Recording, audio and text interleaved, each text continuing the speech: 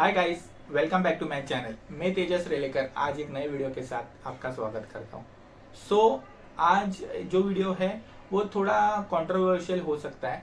इसलिए पहले एक डिस्क्लेमर मेरी तरफ से कि आज जो मैं वीडियो बनाने जा रहा हूँ, ये वीडियो से आप सिर्फ हो सके उतनी इंफॉर्मेशन लीजिए। ये वीडियो बनाने का मेरा कोई भी एक पर्टिकुलर ऐसा रीज़न नहीं है कि मैं किसी के प्रोफेशन के खिलाफ बोल रहा हूँ, या फिर खिलाफ तो नहीं, but I don't want to hurt anyone. Okay. और बस मैं इतना ही चाहता हूँ कि ये वीडियो देख के लोग अच्छे तरह से किसी जो डॉक्टर है उनके पास ट्रीटमेंट ले, ना ही किसी के भरोसे अंधविश्वास से जाए, या फिर जो कैपेबल नहीं है उनके पास ट्रीटमेंट ना ले।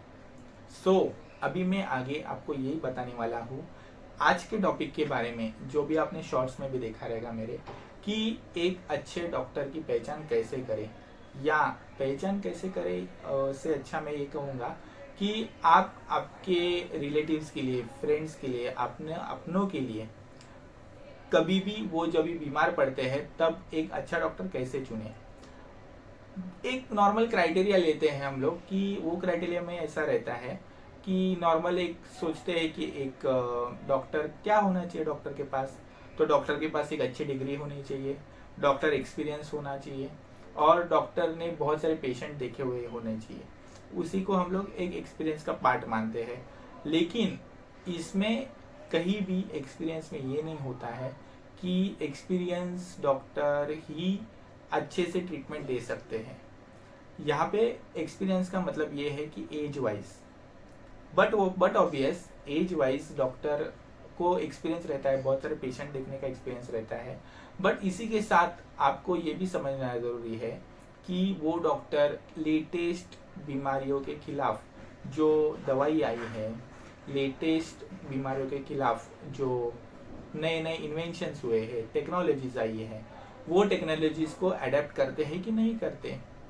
जो भी डॉक्टर ये नई टेक्नोलॉजी अडेप्ट करता है, जो भी डॉक्टर नई टेक्नोलॉजी के साथ साथ नई मेडिसिन को अडेप्ट करते हैं, नए नए पेपर्स पढ़ते हैं, जो भी इन्वेंशंस होते हैं मेडिकल साइंस में, वो डॉक्टर आप प्रिफर करिए।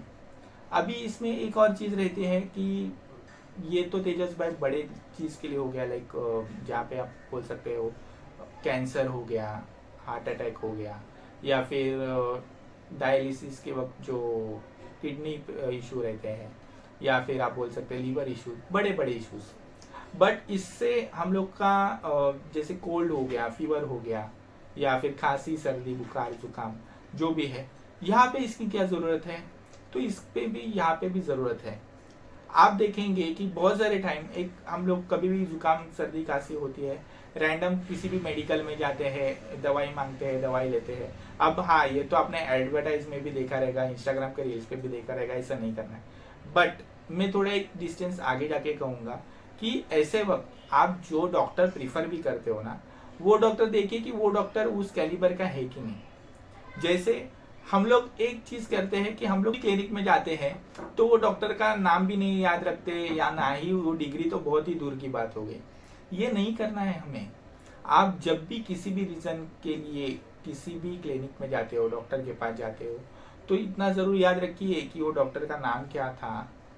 क्लिनिक में जाते वक्त वहाँ पे एक बोर्ड लिखा रहता है, उस पर वो डॉक्टर के डिग्रीज लिखे हुए रहते हैं, बहुत सारे। मैं यहाँ पे आपको बता रहा हूँ, जैसे MBBS हो गया, MD हो गया, DNB, बहुत सारे हैं।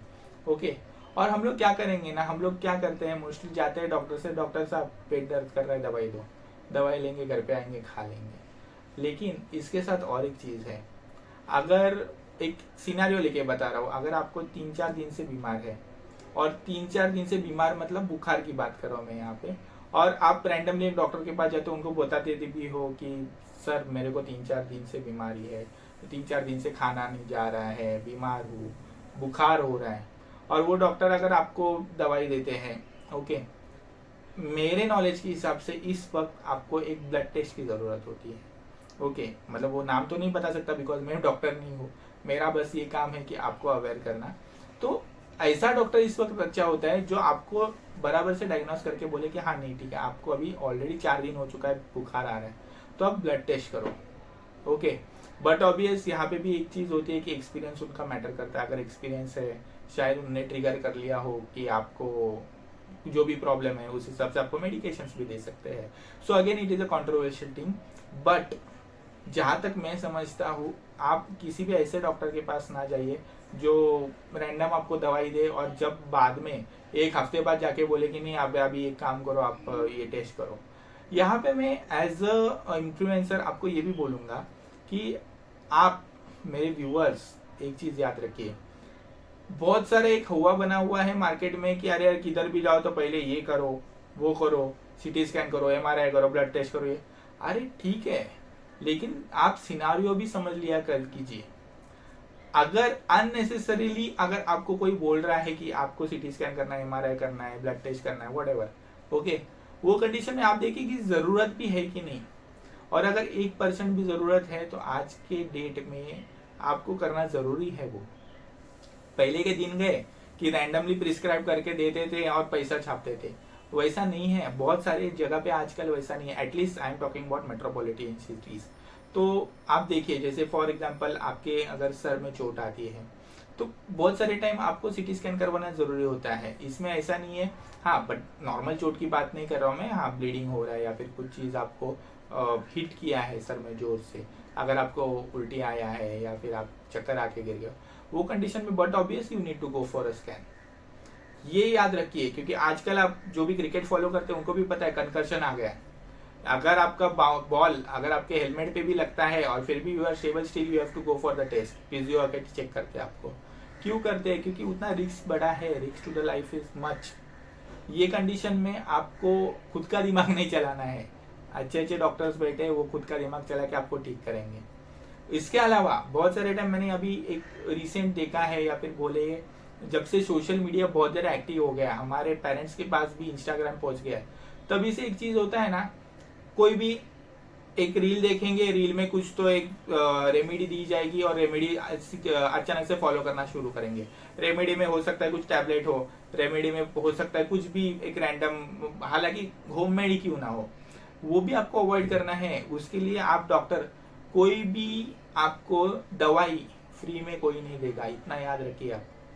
और अगर सामने वाला बंदा उतना सीखा हुआ है ना, तो वो कभी भी आपको इंस्टाग्राम पे अपना लेटर बताता है क्या, सर्टिफिकेट बताता है? नहीं बताता वो सर्टिफिकेट।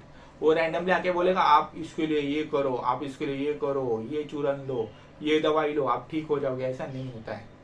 तो फिर आप सोचिए, क्लिनिक डाल के डॉक्टर्स क्यों बैठे हैं? डॉक्टर्स भी तो आपको इंस्टाग्राम पे लाइव जाके आपको ट्रीटमेंट दे देंगे ना।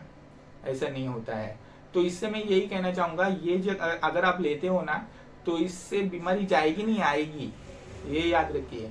और बीमारी हमको नहीं चाहिए, किसी को भी इस वक्त बीमारी नहीं चाहिए।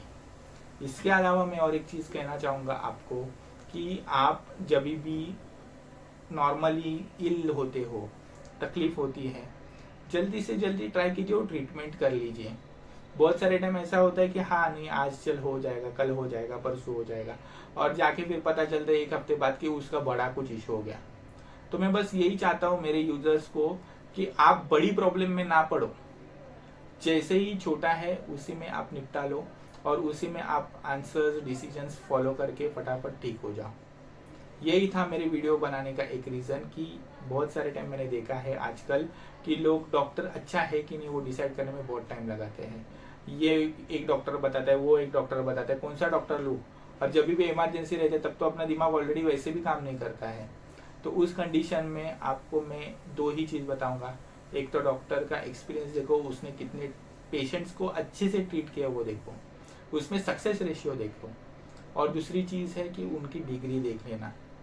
ऐसा नहीं है कि जिसको सर्जरी करने का अलाउड ही नहीं है और उसके पास आप सर्जरी करके जा रहे हो। ओके, तो एक चीज़ यही है कि आप प्लीज़, अगेन मैं कहूँगा आपसे कि जब भी आप आपकी हेल्थ के लिए जाते हो तो हेल्थ के लिए एक अच्छा हेल्थ प्रोफेशनल ही ढूंढिए। इसके साथ मैं मेरा वीडियो समाप्त करता हूँ। Thank you. और एक चीज़ नहीं भूलिएगा, लाइक कीजिए, सब्सक्राइब कीजिए और नोटिफिकेशंस के लिए बेल आइकन दबाइए। Thank you.